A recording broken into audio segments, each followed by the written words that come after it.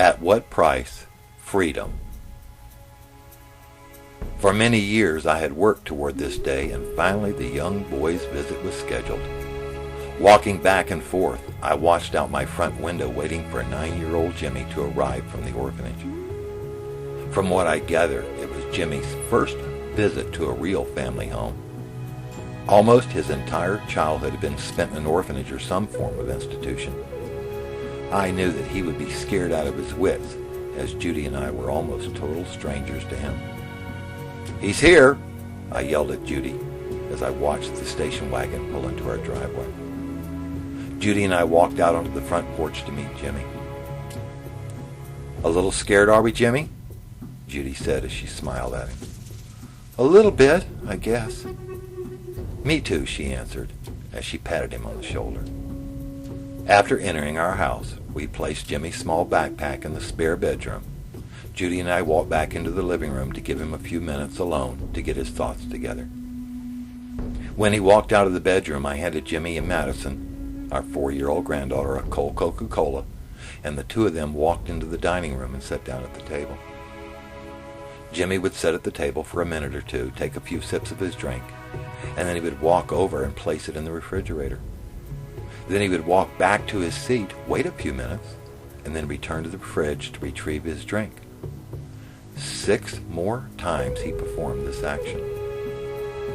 Little Madison walked over to me sitting in the recliner. "Papa, why does Jimmy keep opening and closing the refrigerator?" she whispered. "Just leave him alone, honey," I told her as I winked. "But you always get on to us when we do that." Looking out the top of my glasses, I gave Madison the look, letting her know to stop bothering and questioning me. "Jimmy, grab your hat, young man, and let's take a ride," I told him as I shook my truck keys at him. Within 5 minutes, we were entering the local Home Depot store. Just as I turned off the ignition, the boy turned sideways in his seat and blurted out, "I'll do some work around your house, Mr. Roger, for letting me visit with you and having food and stuff."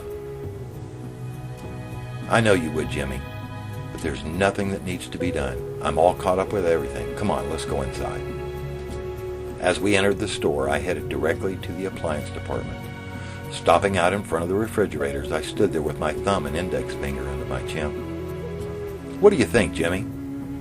"What do I think about what?" "Which of these refrigerators do you think I should buy?" "But Mr. Roger, you got a nice refrigerator at your house now." "I know, but I like to plan ahead. Never know when one is going to need a new one, you know." "Son, you walk down this line of refrigerators, and I want you to look at each and every one of these units. I have to go get a box of sheet metal screws, but when I get back, I want you to let me know which one you think's the best." "I can just open all of them and I won't get into trouble?" "Open all you want and look at every one of them. Look them over real good, especially the freezer part."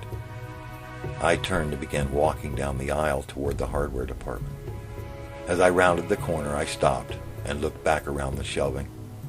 I watched as Jimmy slowly traveled from fridge to fridge, opening each and every door, inspecting it from top to bottom.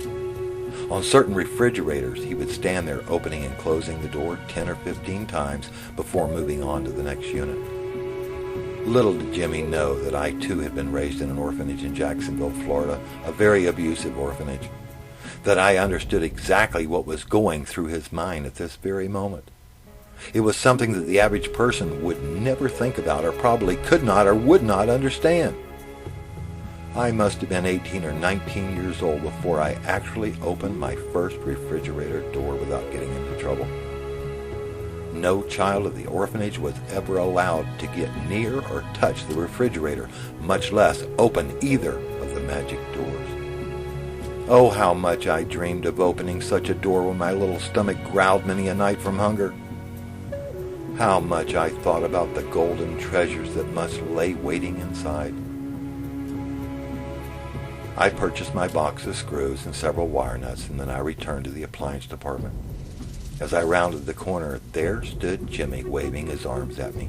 "This one right here, this one's the best one!" he yelled at me. Within seconds, I stood before a 4-door stainless steel refrigerator costing some $3,800. Yeah, "That's a nice one, all right," I said as I swallowed when looking at the price tag. "Boy, my arm sure is getting sore," he told me. "Well, if I ever need a new fridge, that's the one I'm going to get, Jimmy." "You sure are a good picker-outer, Jimmy." "You think so?" "I know so." On the way home, I stopped at Walmart to pick up a new fan as the one in my garage was beginning to smell like wires were burning or something. I handed Jimmy $5 and told him to pick out whatever he wanted to drink and maybe a candy bar or two.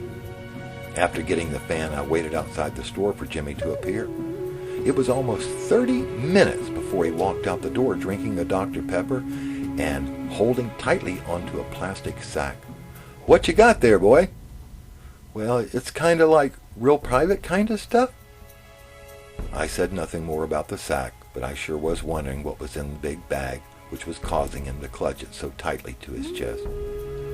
Driving home, neither one of us said a word. Right before we pulled into the driveway, Jimmy looked at me and said, "Mr. Rogers, since you gave me the money, I have to tell you what I bought." "You don't have to tell me anything, Jimmy," I told him. Slowly, he opened the first plastic bag and pulled out another plastic bag. Then he opened the second plastic bag and he pulled out a third plastic sack. "What did you buy, a whole bunch of plastic bags and sacks?" I said, laughing. "No, sir, Mr. Roger." Opening the third sack, he reached in and pulled out a 4-pack of toilet paper and he held it toward me. "Why would you buy that?" "I'm so sorry, Mr. Roger," he said with a strange look on his face. "I'm sorry I used so much toilet paper when I went to the bathroom while I was at the Wally store. I just couldn't help it. I really couldn't help it," he continued. "Jimmy, I don't care how much—" I stopped my statement in mid-sentence. I, too, had been severely punished and several times beaten with an inch of my life by the orphanage matrons for having used too much toilet paper. I was almost beaten to death on one occasion for not having asked permission to use the bathroom. "Jimmy, Jimmy, Jimmy," I whispered as I reached over and rustled his hair. After putting my screws away, Jimmy and I walked out into the backyard and continued to talk.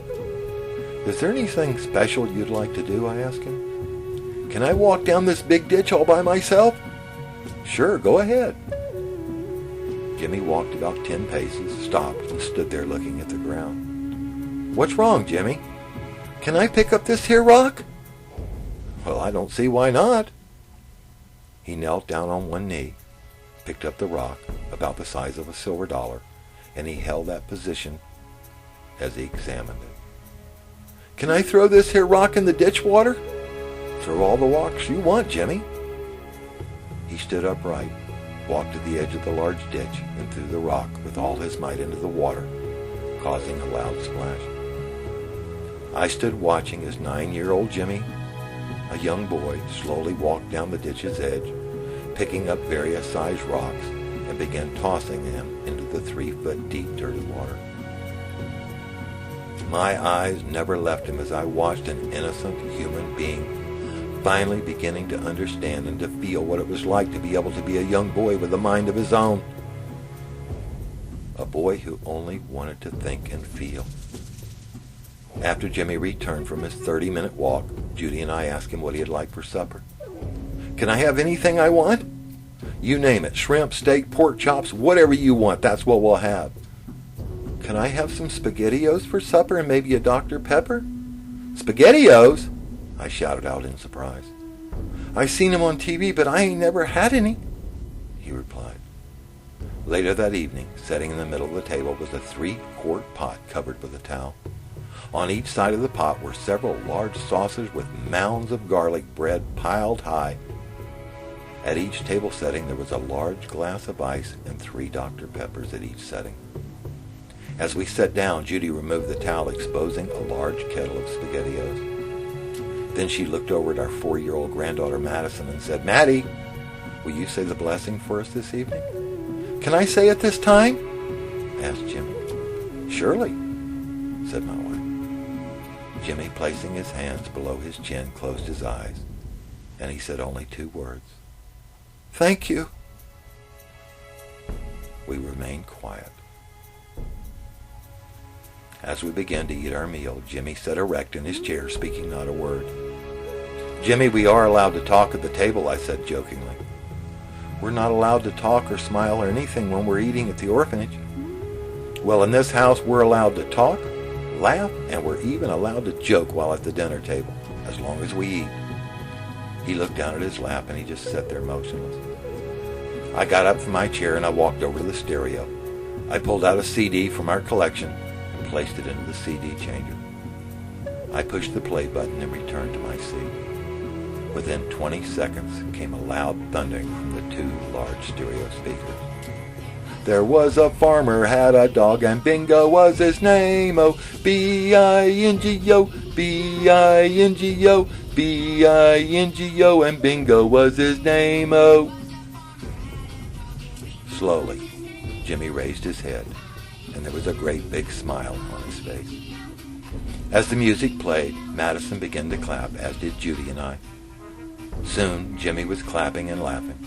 He yelled and screamed, and tears were running down both his cheeks. When the song ended, a total silence fell over the entire room.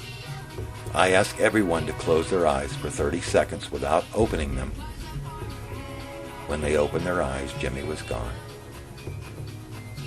The sexually abused little boy who had always lived inside of me was finally free and was able to continue on with his life as an adult. I had finally given him the freedom that he had so desperately needed for almost 60 years.